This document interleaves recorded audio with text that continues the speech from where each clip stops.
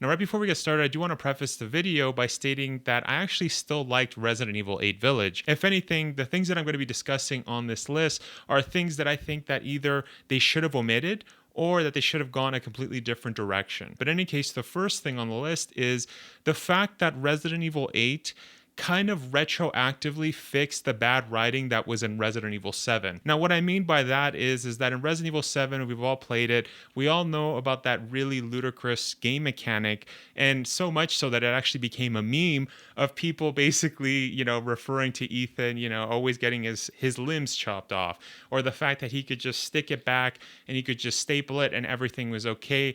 The fact that in all of Resident Evil 7, Ethan never stopped to question this just shows that this was definitely bad writing. But going back to my point, I think it's something that, I thought was very lazy and kind of unprofessional, in my opinion. The fact that they went back and fixed everything. Now, don't get me wrong.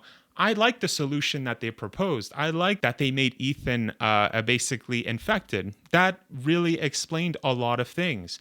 But that should have been explained in Resident Evil 7, not at the end of Resident Evil 8. It almost felt like when I was playing Resident Evil 8, it almost felt like they were like, oh yeah, you remember all of those weird moments in Resident Evil 7? Oh yeah, this is what was actually happening. It's like, okay, that actually explains a lot. Thank you so much. I like your explanation. But why is it that we're getting an explanation in Resident Evil 8 and not in Resident Evil 7? So again, I do want to specify that I don't hate the explanation that they gave. I just hate the fact that we got an explanation so late and also right before the character dies. Like, nobody cares by that point.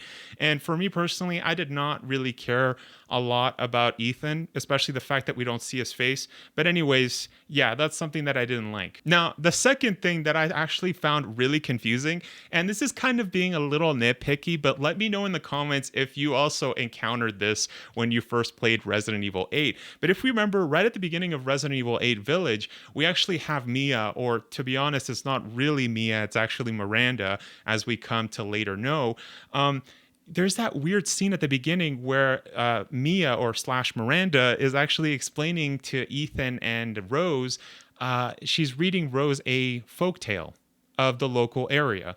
And that weird folktale was shot very strange. To me, it actually felt like it was like, what is this? This is not Resident Evil at all. This is, and to be honest, this was a huge ripoff of, I don't know if you guys have watched, I think it's one of the last Harry Potter movies, The Deathly Hallows. There's a scene in those movies where they explain the Deathly Hallows.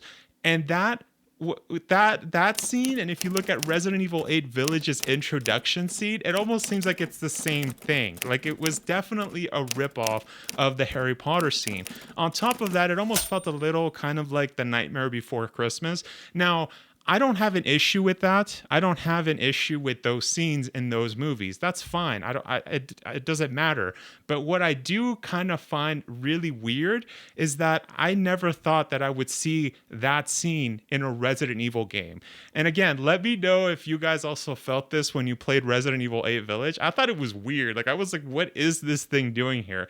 Not a big thing, but it is something that I was like, what? Like, can we omit this? Like, why do we need this? Like, I understand why they tried to do it. They kind of gave us an explanation of the four lords or whatever in the surrounding area, but it's like, really, couldn't you have done it in another way, like a better, like a more Resident Evil-esque way? Like, why are we getting this Harry Potter slash Nightmare Before Christmas, kind of a rip-off scene into Resident Evil? Like I said, it doesn't belong, and I was just kind of confused. So that's something that I think definitely should have been omitted. Now, the third thing that I actually didn't like about Resident Evil 8 Village was the fact that they killed off Lady Dimitrescu. Now, in the defense of Resident Evil 8 developers, they had no idea. Like, in their defense, they had no idea that the internet was going to love Lady Dimitrescu so much. And I got to say, her character model, her whole character story was a lot more interesting than Miranda's story. And so, and this is something that I actually brought up in 5 things that they should do in the upcoming Resident Evil 8 DLC video that I shot a couple months back. But yeah, that's something that, it's something that a lot of Resident Evil players, felt the same way about. Miranda was kind of boring, in my opinion. And they actually should have made Lady Dimitrescu like the final boss of Resident Evil 8, especially with all of the promotion that we got. That she appeared in most of the trailers and most of the ads, regarding Resident Evil 8 Village. And so it was kind of confusing that when you're playing Resident Evil 8 Village, you only encounter her in the first area, which is, well, the first area technically is the village. That's just a short part of the start, and then after the major area is the castle area. But even that castle area was one of the shortest parts of the game. And it I don't know, it was weird, to be honest. If they could go back in time, I'm sure the developers would have actually changed that. They probably would have been like, you know what, no, we know now that Lady Dimitrescu was such a big hit with everybody. But going back to what I was saying is that when I played Resident Evil 8 Village, I found it kind of disappointing that I was like, okay, I thought Lady Dimitrescu was going to be one of like the final bosses. Like I thought we were going to fight her like almost like what occurred with Heisenberg. Like we didn't fight him until right before the final boss, which was Miranda. And I thought that Lady Dimitrescu was gonna be a much bigger role in Resident Evil 8 Village, but at the end, no, that did not happen. If anything, it was just disappointing. So let me know down in the comments if you guys also felt like that.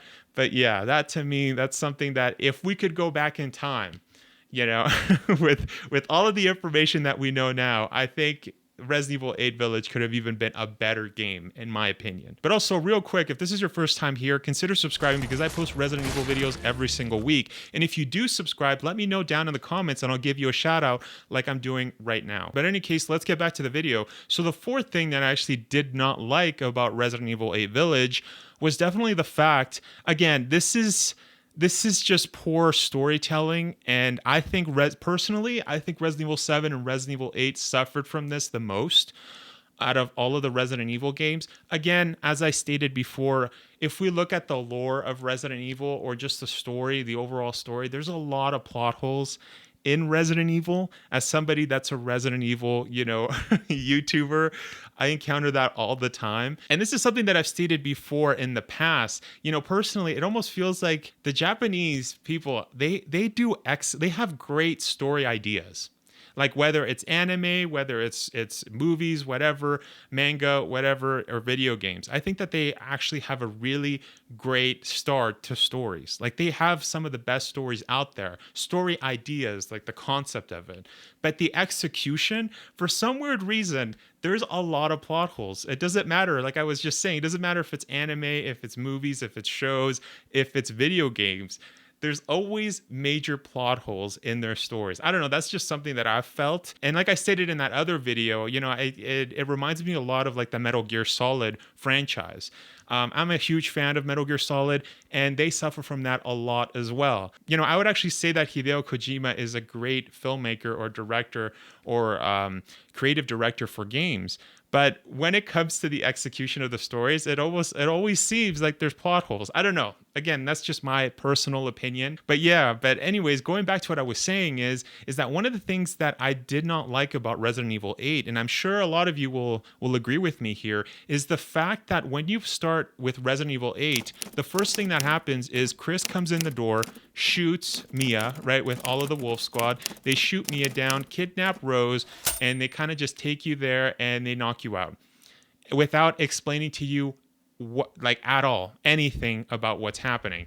Now, one could argue, oh, well, that's just the storytelling. That's exactly what it is. No, that to me is just poor storytelling. It's almost like it was trying to be mysterious, but at the end, it was just stupid. And one of the most hilarious things to me is that near the end of the game, right after you play as Chris, and Chris sets up the charges in the Mega Mice seat, and he's about to enter Miranda's lab, even one of the Wolf Squad members actually talks with Chris and tells him, you should have told Ethan our plan. You should have told him what we were doing here.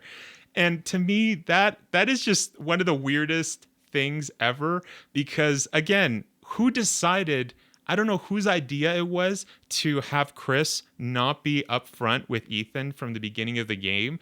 And then on top of that, the writer goes back and even kind of just has one of the characters say how dumb it was that wasn't that information wasn't given to the main protagonist.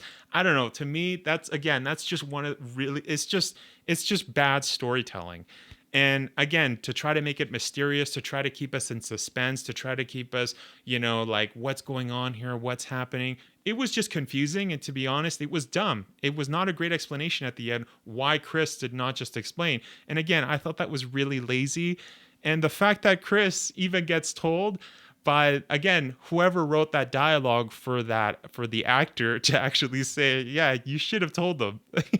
It's just it's contradicting, you know what I mean? Like, it's just weird. And so yeah, that's something that, to be honest, again, if they had omitted that, if they had just been upfront with Ethan, or maybe Ethan never encountered Chris, I don't know. I'm not going to change the whole story here in one video, but again, that's just a major key issue here with the storytelling. Now, the last thing that I actually did not like about Resident Evil 8 was the fact that they still didn't show us Ethan Winters' face. And to be honest, when they announced that the DLC was going to include a third person mode, I was actually quite shocked. I was actually quite impressed. I was like, awesome, we'll actually get to see Ethan's face. No, we actually won't. We're not going to be seeing Ethan's face, as I already covered in one of my news videos. Yeah, that's not happening. You could turn the camera all you want. You could turn it as much as you want, as the director already stated, and the producer. Yeah, that's weird to me. That was something also that actually helped in my theory that actually turned out to be true. In one of my earlier videos when I first started the channel, right before the release of Resident Evil 8 Village, I theorized that Ethan would die. Mostly, and one of the biggest theories is that, yeah, as a player, how can we connect to a character if we can't even see the guy's face?